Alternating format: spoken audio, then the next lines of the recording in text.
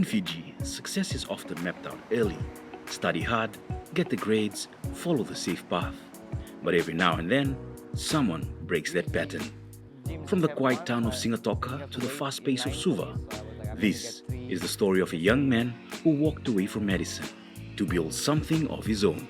This is Island Strength.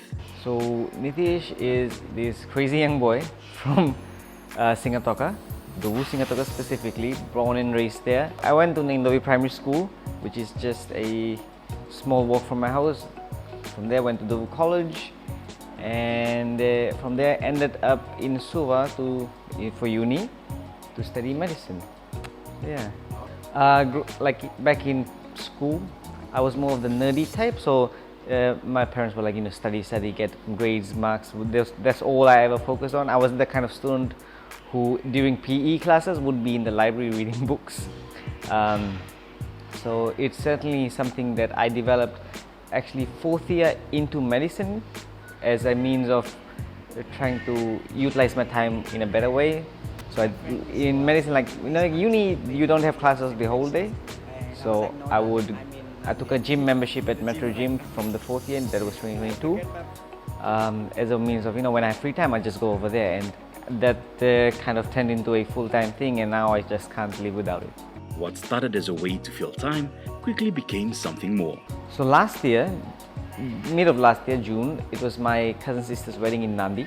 Now, having, being so into gymming in Suva, when I was back in Singatoka, we really didn't have a gym. So fortunately, because the wedding was in Nandi, I would travel quite a bit to Nandi, and then I took a membership in Nandi. So I was like, you know what, me, someone from Singatoka is traveling from Singatoka to Nandi to use their facilities. Why not just open a gym in Singatoka? Because we didn't have one. So that's where the idea of opening my own gym actually came. But turning an idea into reality is never that simple. Like, I had ordered my equipments last year and everything, registered. I all set to open in Singatoka. We have a small land in Tupu where we wanted to build my own gym, so it was a warehouse. But we were getting, the quotes we got for that building was way too high, inflated, and we couldn't get a decent price. So we were like, we are not spending that much for Singatoka, especially because you'll have to take loans, and as much as I love Singatoka, it's not a big enough of a town to justify taking loans in the millions. So I was like, but I have my equipment, I could open somewhere else. Then I thought of Lautoka. It was also a huge place, but didn't have a lot of gyms. From Singatoka to Lautoka, and finally. And I was this close to actually opening in Lautoka. I was almost about to find a space to rent out, and that is because this was my 6th year of medicine and I was doing my blocks in Lautoka.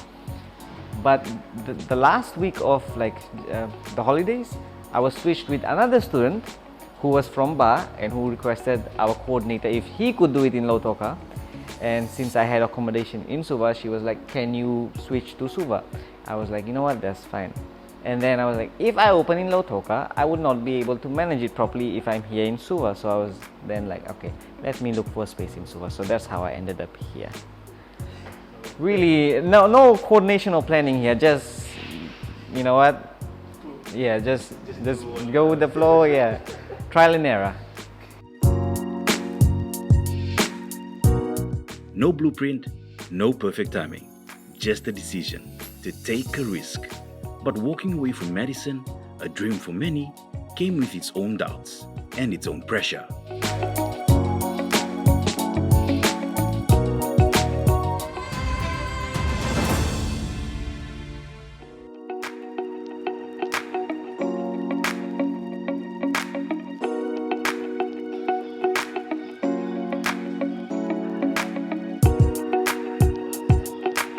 Starting a business is never easy, but in Fiji, the challenges can hit even harder.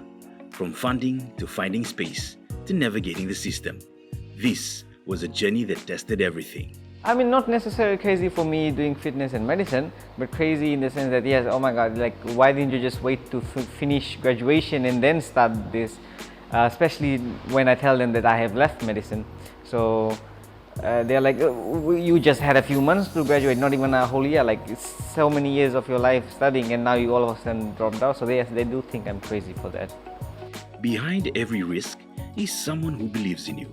I would say my family. We have a small local hardware in Dubu, Singatoka, and specifically my grandmother. She has been working in that store since 1968. Still to this day, waking up at above the age of 70, grinding. I think she is the hardest working person I have seen. No man or woman I've seen works harder than her. So she's my inspiration. She's actually the reason I even have this gym. She's the one who supported me financially to open it. So I would say my grandmother. But belief alone doesn't build a business. Because these equipments, I got it from Australia to companies from Melbourne. So convincing her to, like, to give me a loan and stuff to, buy stuff. And she's like, let's finish your studies. I'm like, no, I can do both, like, we can do both. And okay, so that was the biggest step. And then afterwards was getting a space to actually have it. So as I said, I wanted my own at first, but then I couldn't, so I had to rent. And finding a space in Suva, which really stood out. I wanted to serve the most number of people, and my goal was mostly to help those who I feel like are at the most risk of NCDs and those who work in corporate offices. And I was like, there is no good gym within Suva city, so just finding a space was the hardest, I guess. After that, the biggest was paperwork. And then came the system. Overall, that is the hardest part. It's just, I have complained about this. I'm sorry, city councillor and all the other departments, if you're watching this. You all have no coordination amongst yourselves. Zero coordination. You all make doing business in Fiji so difficult, especially for first-time business owners. You want to help them out, and I'm not saying they're bad. It's just how the system is set up. Is there's no interlocking pieces that helps mediate between different stakeholders, I guess.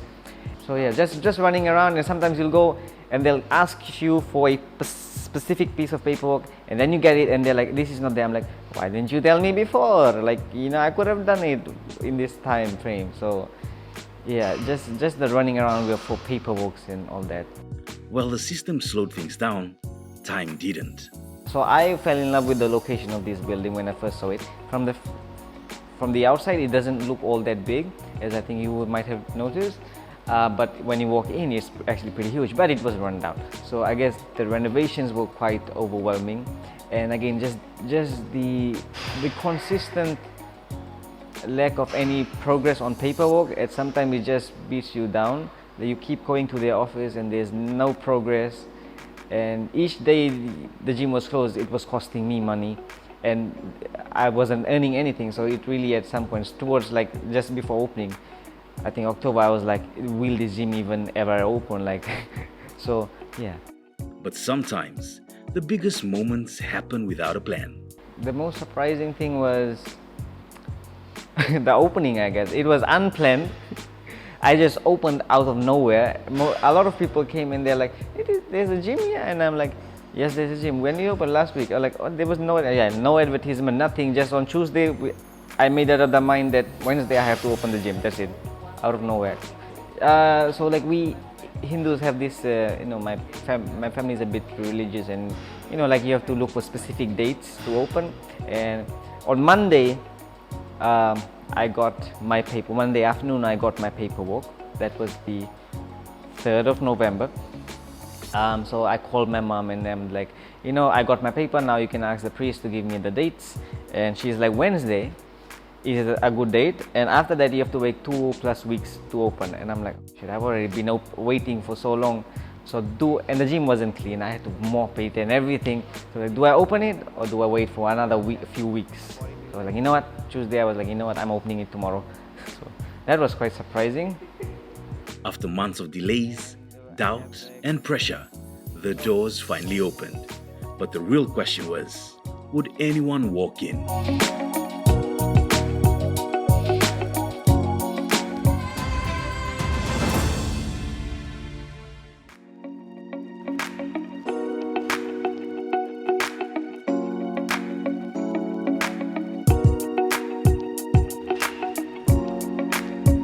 When you take a risk like this, validation doesn't come from plans, it comes from people.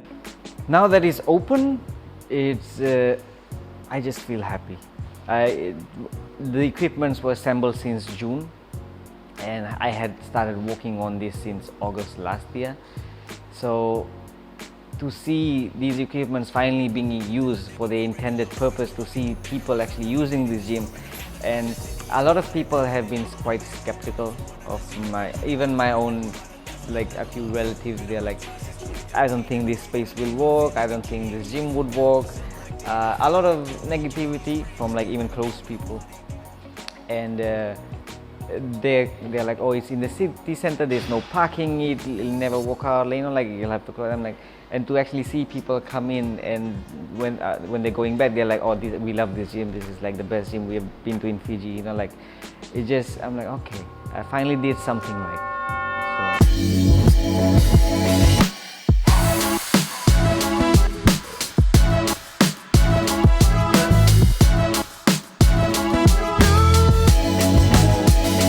So. My goal is to help as many people as I can, and medicine really never had my heart to begin with, so I feel like I could have never done it or given the effort I have with this gym.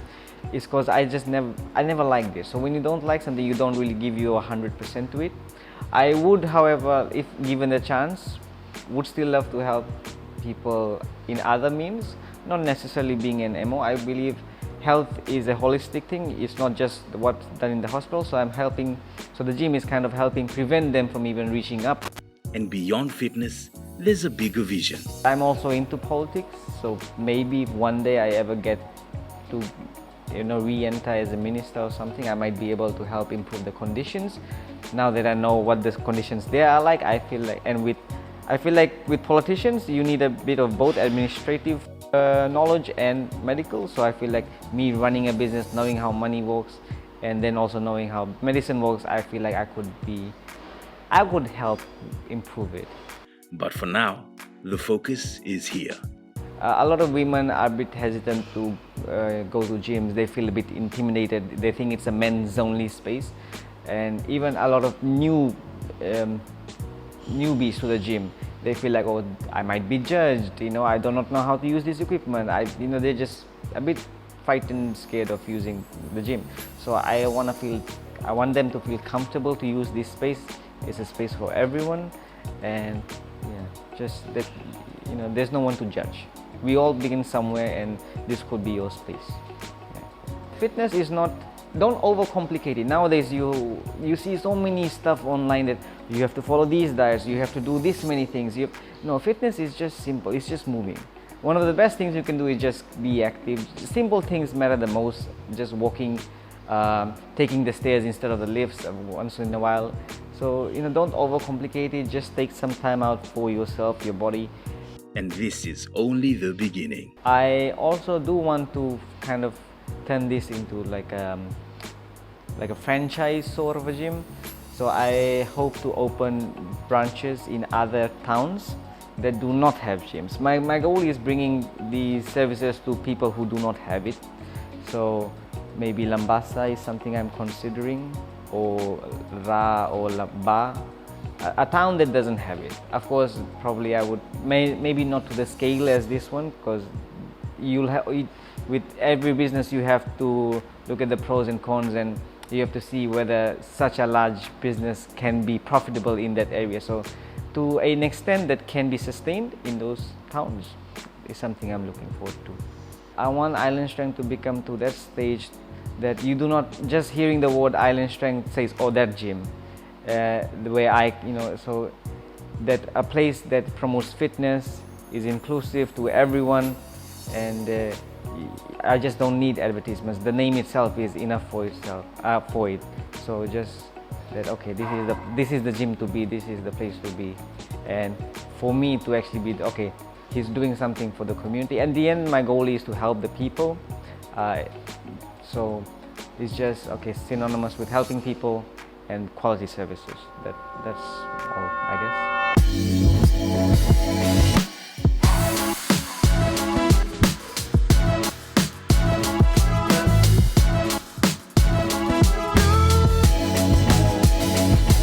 would say take the risk, but at the same time it should be a calculated risk. Don't jump in blindly. Don't put all your eggs in one basket. Always have a plan B. My plan B was medicine. I never left it because my plan A was never on grounds. So I continued with my plan B, and only when my plan A of my actual business started running is when I left it in favor of it. So I guess my advice would be have patience. It takes time. Don't rush into things. And at first you might think it'll work out, it probably might not. Always divide it by 10. So just have that patience, but continue doing it, and if you truly love it, then it will work out. If you never truly cared enough for it to begin with, it probably might not. But if you truly believe that it's something that could work, it will. You just have to grind through, I guess. From a quiet student in Singatoka to walking away from medicine to building something from the ground up, this is more than just a gym. It's a reminder that sometimes the strongest decisions are the ones that go against the expected path. This is Island Strength.